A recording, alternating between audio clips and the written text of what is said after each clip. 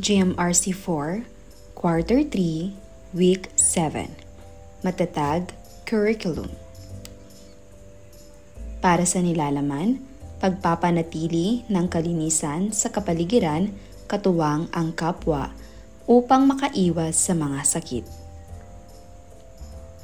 Mga pamamaraan ng pagpapanatili ng kalinisan ng kapaligiran. Mga hamon na maaaring harapin sa proseso ng pagpapanatili ng kalinisan ng kapaligiran. Para sa balik-aral, panuto, kompletuhin ang mga pangungusap. Ang mga sanhi o mga bagay na nag-uudyok sa akin at ng aking pamilya sa pagpapanatili ng kalinisan ng kapaligiran. Mahalaga ang pagpapanatili ng kalinisan ng kapaligiran. Suri larawan. Suriin ang mga larawan. Ibigay ang iyong opinyon at pagpapaliwanag sa mga detalye at mensahe ng larawan sa loob ng 2 hanggang 3 pangungusap. Narito ang mga larawan na susuriin.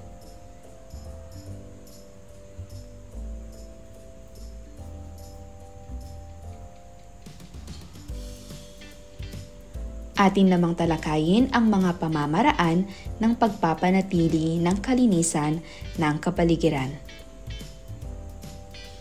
Ang mga pamamaraan ng pagpapanatili ng kalinisan ng kapaligiran ay mahalaga sa maraming aspekto ng buhay. Ito ay hindi lamang naglalaan ng mga benepisyo sa kasalukuyang henerasyon, kundi naglalagay rin ng pundasyon para sa pangmatagalang kalusugan ng kalikasan at ng mga tao na naninirahan dito. Narito ang ilang madali at epektibong paraan na maaari nating piliin o gawin upang bawasan ang araw-araw nitong epekto at makagawa ng malaking pagbabago sa mundo. Una, magdala ng mga reusable na bag sa grocery store o sa anumang ibang pag-aayos na may kinalaman sa pamimili upang bawasan ang paggamit ng disposable na mga bag. Pangalawa, gumamit ng reusable na bote ng tubig. Ang paggamit ng reusable na bote ng tubig ay hindi lamang lubos na makakabawas sa dami ng single-use plastic. Makakatipid rin ito sa gastos. Tumanggi sa mga single-use na gamit. Tandaan kung gaano kadalas ka umaasa sa mga single-use na gamit at piliin na palitan ito ng mas sustainable na mga bersyon. Ang pagtanggi sa mga plastic na straw at disposable na kubyertos kapag lumalabas at ang pagdala ng sarili mong lalagyan para sa natirang pagkain ay ilan sa mga paraan na maaari nating simulan ngayon. Siguruhin na ang iyong basura ay napupunta sa tamang lugar. Gawin ang iyong makakaya upang tiyakin na ang iyong itinatapon na basura ay napupunta sa tamang lugar. I-recycle ang mga material na maaaring ma-recycle sa iyong lugar at tiyakin na mabawasan ang posibilidad na ang iyong basura ay mapunta sa kalikasan sa pamamagitan ng paglagay ng takip sa iyong lata ng basura kapag ito ay nasa labas. Panglima, ang pagko-compost sa bahay ay nagpapabawas ng dami ng basura na ipinapadala sa mga landfill at nagpapababa ng tansa na maging marine debris ang ilang produkto.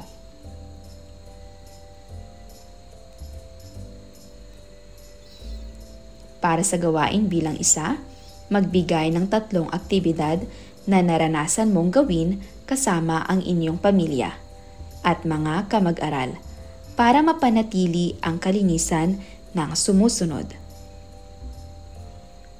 Una, sa tahanan. Pangalawa, sa paaralan.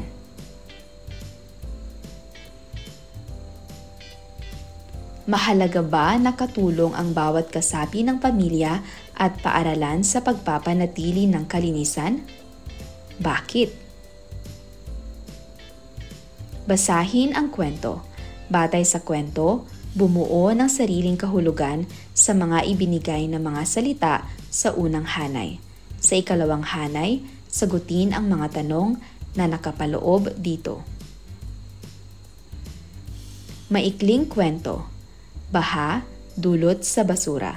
Isinulat ni Blaine Mia, kasama. Si Henry ay mahilig magrumi sa kapaligiran. Hindi niya iniisip na masama ang kanyang ginagawa. Tapon doon, tapon dito. Iyan ang lagi niyang ginagawa araw-araw. Kahit na pinapagalitan siya ng kanyang ina, ay hindi pa rin siya sumusunod dito na huwag magkalat. Palibhasay, may katulong silang laging inuutusang maglinis ng kalat sa loob at sa labas ng kanilang pamamahay. Dumating ang panahong kailangang umuwi ang kanilang kasambahay sa probinsya at walang ibang katulong ang pumalit dito. Kaya, obligado si Henry na gawin ang mga utos sa kanilang pamamahay sa loob o sa labas man. Isang umaga, ipinatapon ng kanyang ina ang sako-sakong basura sa may eskinita kung saan doon kinukuha ng mga basurero ang mga basura. Ngunit dahil sa pagiging tamad ni Henry, itinapon niya ito sa likod ng kanilang bahay, kung saan may ilog doon. Hindi alam ng ina ni Henry ang kanyang ginawa, kaya hindi siya napagalitan nito. Isang gabi, habang si Henry ay mahimbing na natutulog, napakalakas na ulan ang humagupit sa kanilang bayan hanggang sa bumaha. Pumasok sa loob ng kanilang bahay ang tubig at ang iba't ibang klase ng mga basura. Nagulantang ang ina ni Henry sa nangyari. Siya ay nalito kung bakit may mga basurang nagkalat sa loob ng kanilang bahay, kung ipinatapon niya ito. Kaya pinuntahan niya ang kanyang anak at tinanong kung saan nito itinapon ang sako-sakong basura. Sinabi ni Henry ang katotohanan na sa ilog niya itinapon ang mga basura. Kaya nagalit ang kanyang ina at sinabihan itong linisin ang basura mag-isa. Napagtanto ni Henry na mali ang kanyang ginawa, kaya sinabi niya sa sarili na hinding-hindi na niya iyon gagawin at magiging responsable na siya. Talas, salita at kahulugan. Halimbawa, kapaligiran, ito ay tumutukoy sa lahat ng natural na bahagi ng mundo na nasa paligid ng isang tao, hayop, halaman o bagay. Usapan, talakayan. Ano ang dapat gawin natin sa ating kapaligiran? Ang simpleng hakbang ng tamang pagtapon ng mga basura ay maaaring makatulong upang mapanatili at mapabuti ang kalagayan ng ating kapaligiran. Sumunod na mga tala o salita at kahulugan. Basura. Ano ang tamang pagtapon ng basura? Baha. Ano sa palagay mo ang mga dahilan ng pagbaha? Sumunod, responsable. Bakit kinakailangang maging responsable tayo sa pagtapon ng ating mga basura? Kalinisan. Gaano kaimportante sa iyo ang kalinisan ng ating kapaligiran? Panuto, sagutin ang sumusunod na mga tanong. Bakit mahalagang malaman natin ang iba't ibang pamamaraan ng pagpapanatili ng kalinisan ng ating kapaligiran? Magaling! Mahalagang malaman natin ang iba't ibang pamamaraan ng pagpapanatili ng kalinisan ng ating kapaligiran upang maprotektahan ang kalusugan ng bawat isa at mapanatili ang magandang kalikasan.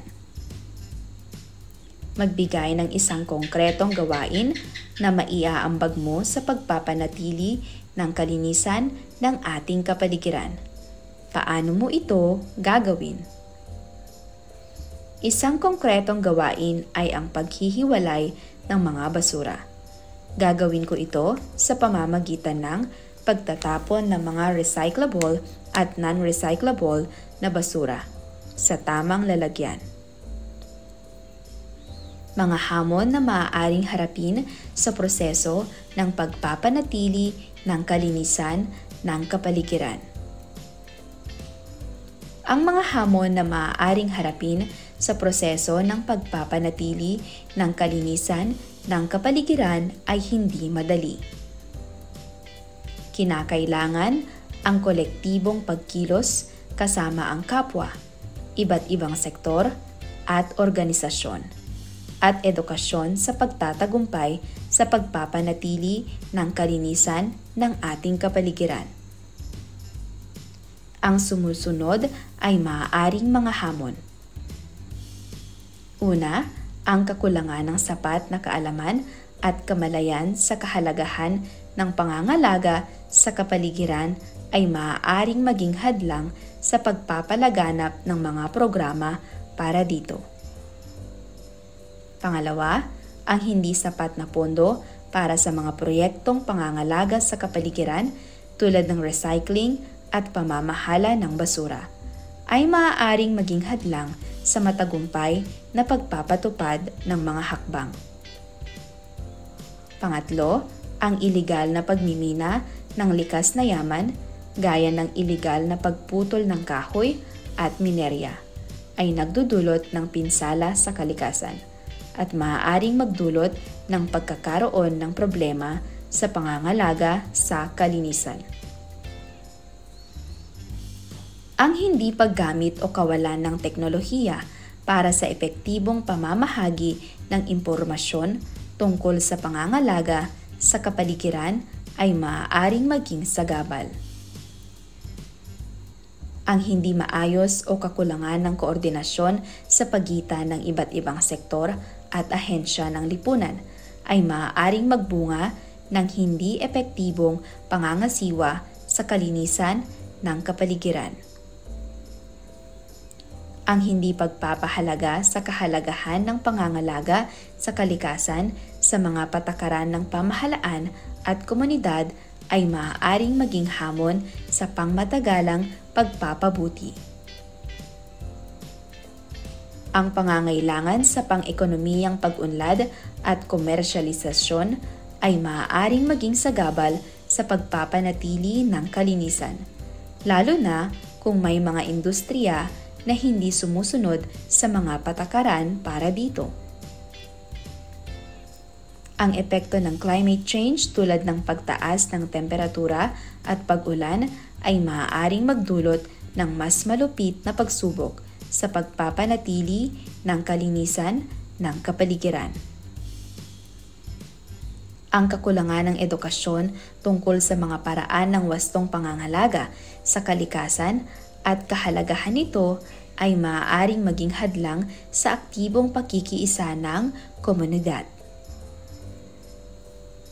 Ang kawalan ng interes ng ilang sektor ng lipunan sa pangangalaga ng kapaligiran ay maaaring maging hamon sa pagsasagawa ng mga proyektong pangangalaga. Gawain, slogan. Talas ng wika, mensaheng mabisa. Ang slogan ay isang maikli at madalas ay catchy na pahayag o pangungusap na naglalaman ng mensahe o layunin. Gumawa ng isang slogan na naaayon sa temang hamon na maaaring harapin sa proseso ng pagpapanatili ng kalinisan ng kapaligiran. Narito ang rubrics o pamantayan. Sa batayan, kaayusan ng slogan. Mensahe, ng slogan. Gamit ng wika, kasiningan at pagkamalikhain. Bakit kinakailangan na malaman natin ang mga hamon na maaaring harapin sa proseso ng pagpapanatili ng kalinisan ng kapaligiran? Tama, kinakailangan malaman natin ang mga hamon na maaaring harapin sa proseso ng pagpapanatili ng kalinisan ng kapaligiran upang maghanda tayo at makahanap ng mga solusyon. Sa palagay mo, ano ang pinakamalaking hamon para sa iyo para makatulong ka sa pagpapanatili ng kalinisan ng ating kapaligiran? Tama, sa palagay ko, ang pinakamalaking hamon para sa akin ay pagpapalaganap ng tamang kaalaman tungkol sa wastong pagtatapon ng basura. Sa pamamagitan ng mga larawang ito, bumuo ng isang tanong at isang sagot batay sa paksang pamamaraan para mapanatili ang kalinisan ng kapaligiran upang makaiwas sa sakit. Narito ang larawan. Isulat ang iyong tanong at ang iyong sagot.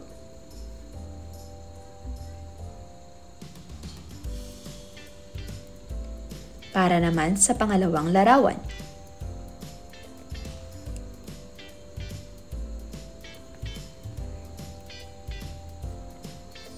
Gawain. Sulat, really. Liham sa sarili. Hangad ay mapabuti, gumawa ng liham para sa sarili na naglalaman ng sariling pagninilay sa mga nagawang mali sa pagpapanatili ng kalinisan ng kapaligiran at pangako na gagawin ang nararapat at tama. Narito ang maaaring maging sagot. Mahal kong sarili. Napansin ko na hindi ko lagi naaalala ang tamang pagtatapon ng basura at ang mga simpleng hakbang para sa kalinisan. Alam ko na may epekto ito sa kalikasan.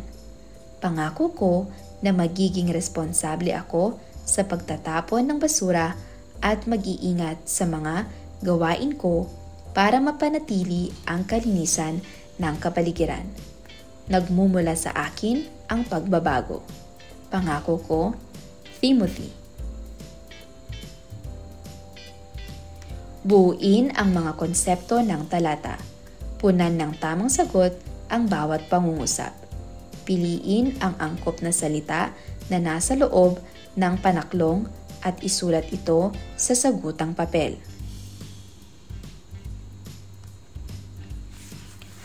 Ang patlang pagmamalasakit paggamit sa kapaligiran ay pagkamakakalikasan. Magandang matutunan ito ng kabataang tulad mo. Ikaw ang patlang, paborito, pag-asa ng bayan, di ba? Ang patlang, pagkikiramay, pagkikiisa sa mga programang pangkapaligiran ay magandang asal. Pahayag ito ng pagmamalasakit na katangian din ng responsableng patlang, tagapangalaga, taga-konsumo. Sa patlang pakikilahok, pangangalaga sa kapaligiran, inaalagaan mo na rin si inang bayan. Narito ang mga tamang sagot. Unang bilang, pagmamalasakit. Pangalawa, pag-asa. Pangatlo, pakikiisa. Pang-apat, tagapangalaga. Panglima, pangangalaga. Tukuyin kung ano ang ginagawa ng mga bata. Tama ba o mali ang kanilang ginagawa? Narito ang unang larawan.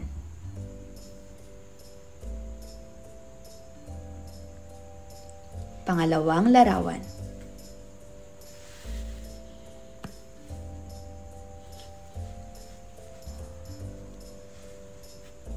Pangatlong larawan.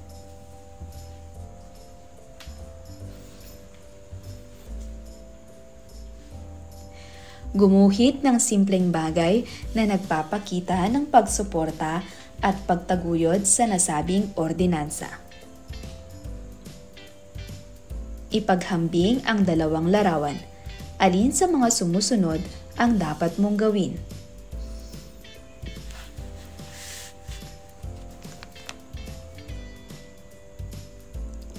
Panuto, isulat ang makakalikasan kung ang pahayag ay wasto at mapanira kung hindi naman.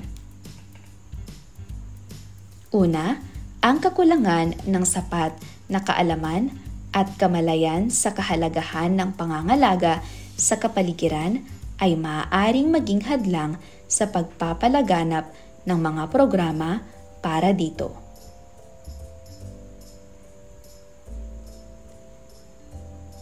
Pangalawa, ang hindi sapat na pondo para sa mga proyektong pangangalaga sa kapaligiran tulad ng recycling at pamamahala ng basura ay hindi hadlang sa matagumpay na pagpapatupad ng mga hakbang.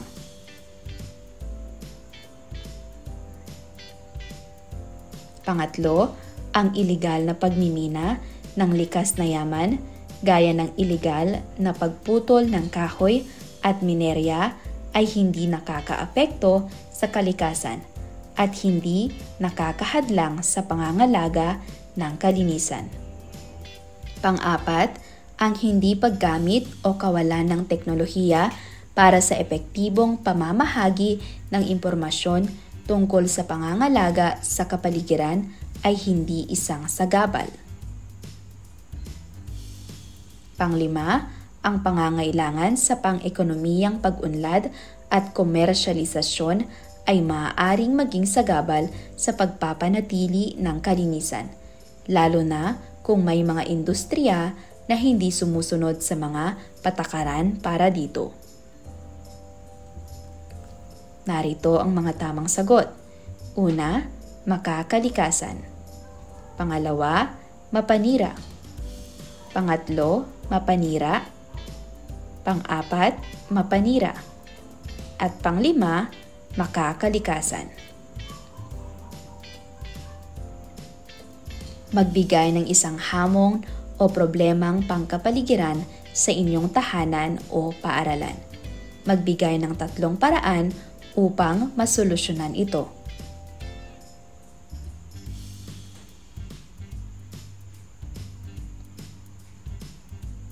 Atin na itong sagutan. Para sa hamon, maaaring maraming basura sa paligid ng aming tahanan o paaralan. Narito naman ang maaaring maging solusyon. Una, magtapon ng basura sa tamang lalagyan para sa mga recyclable at non-recyclable na basura. Pangalawa, magkaroon ng regular na paglilinis sa paligid ng bahay o paaralan. Pangatlo, magtanim ng mga halaman upang matulungan ang kalikasan at mabawasan ang basura. Para sa pagsusulit, tama o mali. Bilugan ang T kung tama at M kung mali. 1 punto bawat tanong.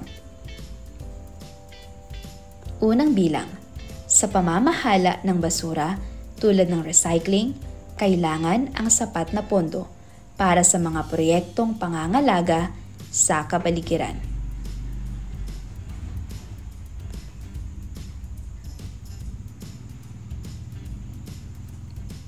Pangalawa, ang paggamit ng teknolohiya o social media ay hindi epektibo sa pamamahagi ng impormasyon tungkol sa pangangalaga sa kapaligiran.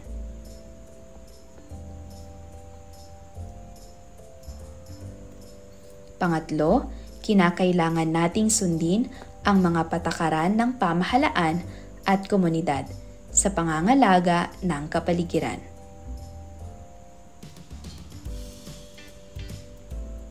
Pang-apat, ang epekto ng climate change tulad ng pagtaas ng temperatura at pag-ulan ay maaaring magdulot ng mas malupit na pagsubok sa pagpapanatili ng kalinisan ng kapaligiran.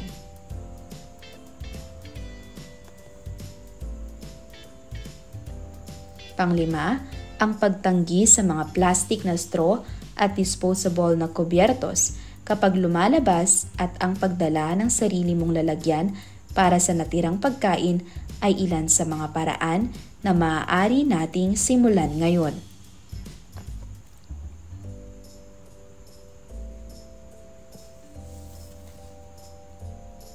Narito ang mga tamang sagot. Sa unang bilang, T. Pangalawa, M. Pangatlo, T. Pang-apat, T. At panglima, T.